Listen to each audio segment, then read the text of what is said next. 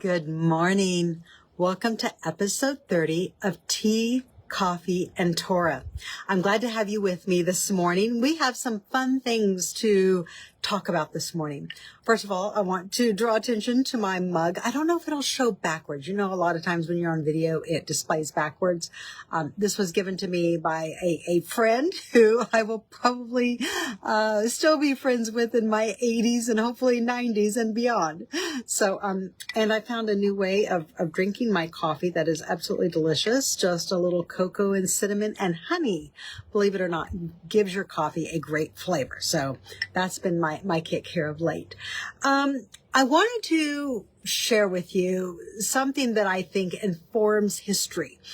And this is how one man's contribution to literature, one man's contribution to a written word can influence an entire society hundreds of years later.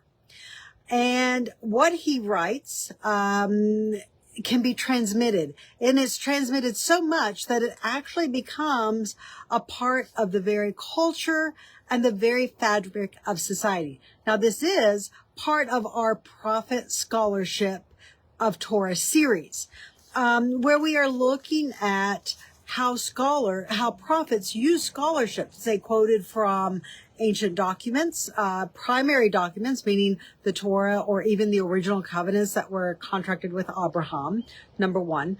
Number two, they also quote from their predecessors, other scholars that came before them, other prophets that came before them, as well as other kings and other priests that came before them. So what we're going to look at today is how one man's written word has become so part of a culture that the phrases begin to define entire concepts. So let me share a few with these and you let me know who it is. In a pickle, it means in a difficult situation. Laughing stock, it means one who is ridiculed. Bated breath, it's a halted emotion due to, it's when breathing is halted due to emotion or anticipation. A brave new world. It's an idea of something that is new and forthcoming. Break the ice, to overcome an awkwardness or silence.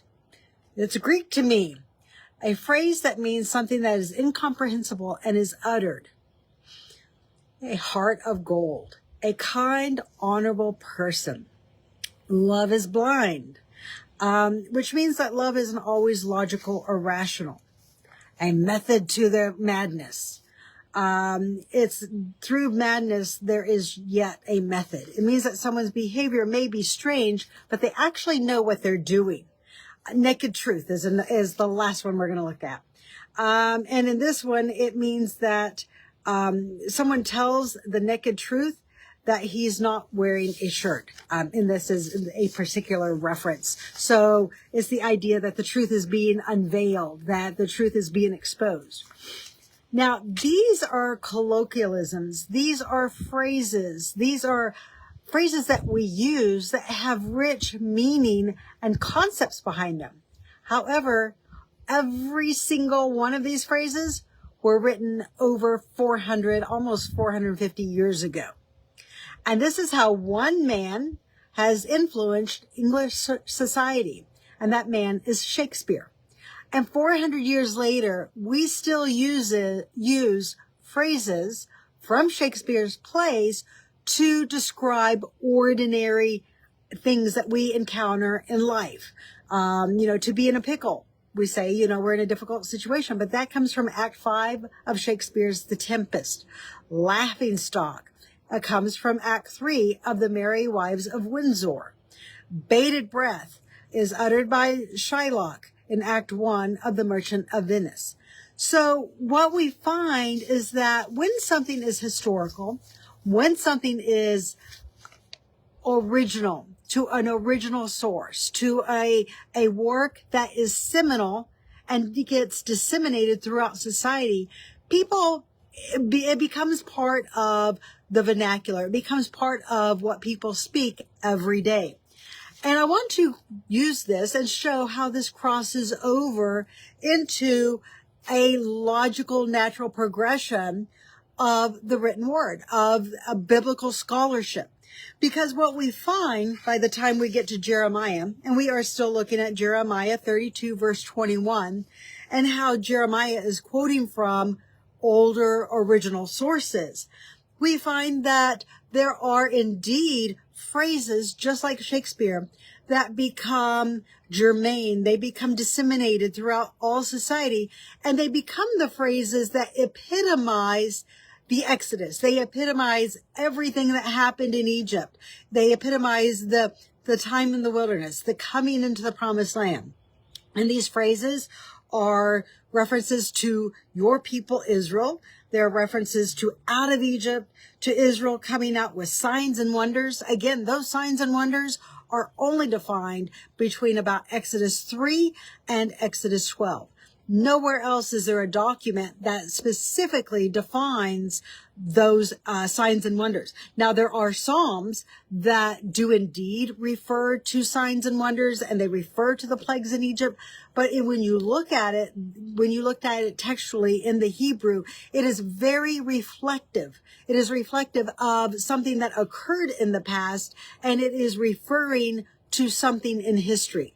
And I mentioned earlier, one of the key aspects of a prophet, one of the foundational points of training with anybody, ancient or modern, that is going to even attempt prophecy, is that you have to know the past, because the past is repetitive. The past always informs the future. It may reoccur with different settings, with different particular parameters, but the general history repeats over and over and over again until humans finally get wise. They learn from history and they stop doing, I'm going to call it the sins, because that's what it is, the sins of the past, the sins of their forefathers. And Leviticus 26, right around verse 39 through 42, actually talks about this. Will actually come a day, according to prophecy, where humanity actually tires of hitting our head against that proverbial wall, of doing the same thing that our forefathers have done for 4,000 years, and we actually choose a different path. Not that it comes easily. I remember reading a study one time regarding the functions of your brain, and how when you make a choice, it's like a river flowing. It ingrains, it entrenches that choice in your brain, and it builds a rut, so that when you come to a particular situation and there's a decision to be made, because that rut is there, and that's like the natural downflow of that stream and the decision-making process, that is what you will naturally choose and the way that you want to go. But you can rechannel, you can reroute that decision-making process. It's not necessarily easy, but you can do it. And it is actually a lot easier than what I think psychologically we think it is. And all it takes is that first step of rerouting, making a different choice. And as you repeat that new behavior, that new method, that new habit over and over again, we see this all the time with people in AA, whether they're dealing with alcoholism, whether they're dealing with drugs, or maybe it is poor relationships. They begin to make different decisions, different choices, and they begin to see better outcomes. And that is something that each of us can do. So as far as prophets are concerned, studying history is key. And Isaiah, is the epitome of this. He talks about, tell me the former things and I will show you. Who has said in all of the world the former things, tell me and I will I will counter it with what Jehovah has shown me. I'm very loosely paraphrasing, very badly, I might add. But it is a concept that is the very idea of understanding God, of understanding Yahweh, is understanding the past, because that past does inform the future.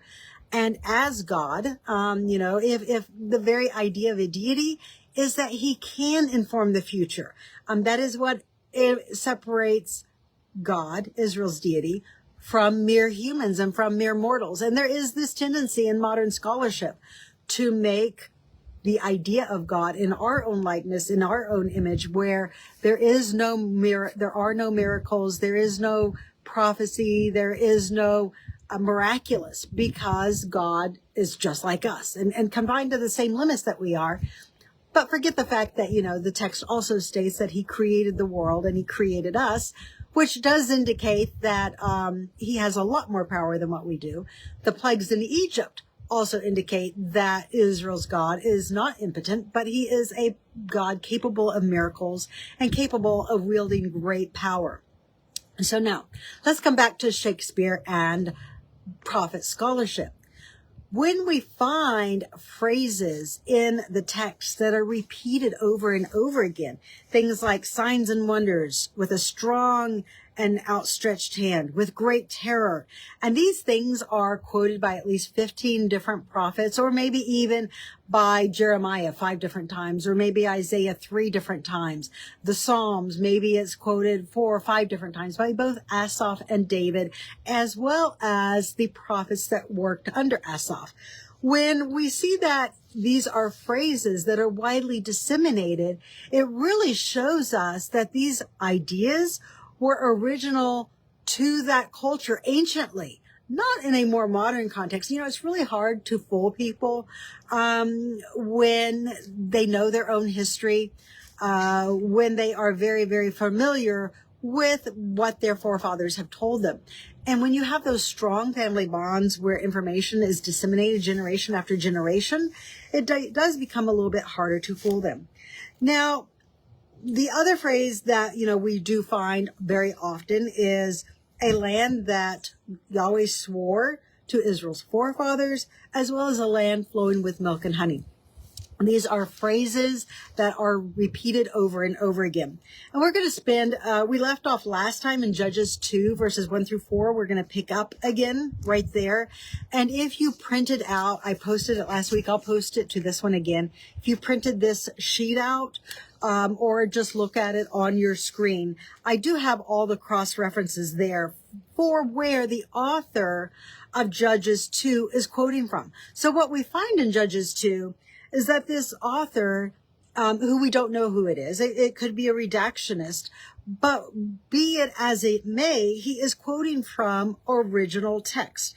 And I want to share this with you. So last time we saw that, it never states anywhere in the written Torah that God would never break his covenant with Israel. It never states it in that words until you get to Judges 2. But then when you go back and you look at the actual covenants in Genesis 17 and Genesis 48 and Exodus 31 and Leviticus 24, you find that each time those covenants are referenced, they are referred to as everlasting, as eternal. They are something that not even God himself can violate. They are not even something that God himself can rescind or dismiss. They are everlasting, which means they are indeed still valid today. And yes, they have implications for our society today. So then we also saw that Exodus 23:32 and Deuteronomy 7:2 were regulations that forbade Israel from making covenants with the inhabitants of Canaan. So again, we find that Judges is quoting from original text. Deuteronomy is likely quoting from Exodus. But it can be also reiterated. I mean, think about this. If Moses and the scribes who worked under him were with a group of people 40 years in the wilderness, it's very unlikely that he only spoke to Israel on maybe 5, 10 different occasions. I mean, they had 3 times that they gathered a year for holy days. They had different convocations, even in the wilderness, even if the whole entire celebration may not have been kept. I mean, there's controversy over that. But there were so many opportunities for Moses and Aaron and Joshua to speak to the children of Israel. And what we have today is probably a compilation that the scribes have recorded, both of Moses's original works as well as the scribes that worked under them. So now let's get down to we're about halfway through Judges 2. And this is what it says. It says, "You shall tear down their altars." Now, this is again quoting from an original text. It first appears in Exodus 34:13, But primarily it occurs in Numbers 33:52, then again in Deuteronomy 7:5 and Deuteronomy 7:3.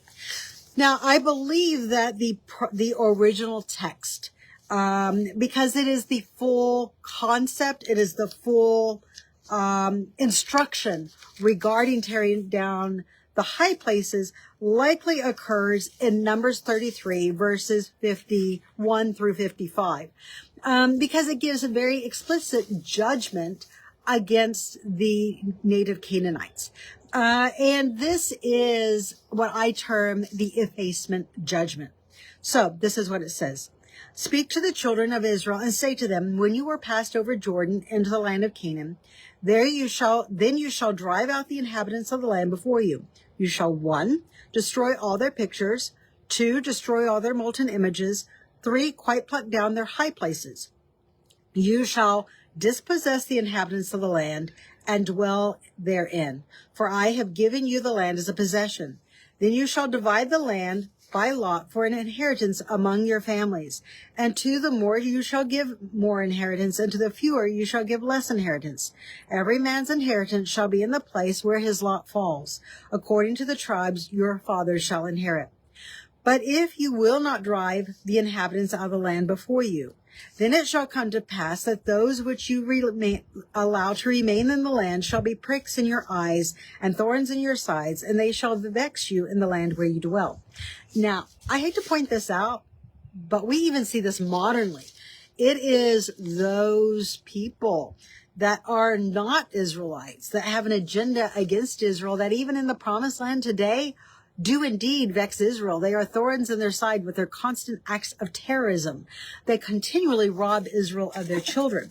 Now, because Israel is at least the 10 tribes, I mean, what is in the land of Israel today? The people, that's only part of Israel. There is still a great ingathering yet to be seen, and a great miracle yet for God to perform. And then when that occurs, there will be so many more people in the land. Israel will be a lot stronger. But even though people are still divided among the earth today, Scripture says to the 4 corners of the earth, even then we can still deal with those issues in the land that we are scattered to. And we see that. We see that where mass migration comes in, it disrupts, and there's violence. Amsterdam, the violence that occurred in Amsterdam this week was not perpetrated by people that are native to the land, who have been there, for 50, 60 years, that lived through the Holocaust. These are all immigrants that are perpetrating this violence this past week. So now when we come to them, notice that, back to Judges 2, that the author is quoting. He's saying, you shall make no covenant with the inhabitants of this land. You shall tear down their altars. But notice how the quote continues. It says, but you have not obeyed my voice. So the author here is quoting God's original instruction to Israel, and he's using it against them. He's quoting from it, saying, look, you haven't obeyed, and now there's a judgment coming. So why have you done this? Therefore, I also said, I will not drive them out before you. So there were previous verses. We can get into those next time, where it talks about Yahweh driving out the natives from before Israel and giving them the land. But it says, but then they shall be thorns in your side, and their God shall be a snare to you. Again, this is a quote from Numbers 33, where the gods of the land, the people of the land, become snares unto Israel and lead them astray. But again, what we see is that Israel is working from primary documents, and that these become very widely known in Israel's history, so much so that people can readily quote from them, just as today we quote from Shakespeare, and those colloquialisms, those phrases, become entrenched and part of societies. When we say that God brought Israel out of Egypt with a strong hand or with signs and wonders, we instantly know what that means. We know that refers to the plagues in the Exodus. We know that refers refers to the parting of the Red Sea. We know it refers to a miraculous deliverance, something that no human could do in regards to establishing and bringing about a nation of Israel, because Yahweh had made a promise. He had sworn to Abraham, Isaac, and Jacob that he would do that, and then we see him fulfilling it. So there's amazing consistency, amazing continuity in the text.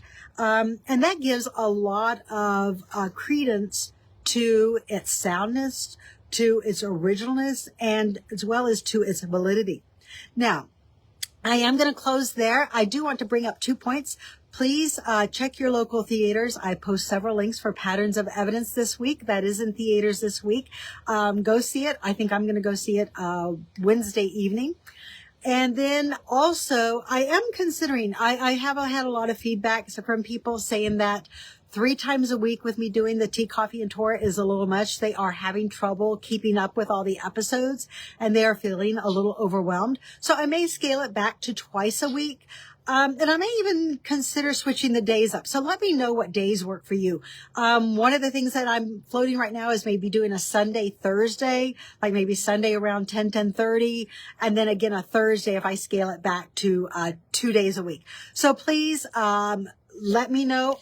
And please do like and share, subscribe if you're on YouTube, follow. I do appreciate your support. And the more you do that, the more I can share this information for people that are struggling with the text. Scholars today really cherry pick their evidence.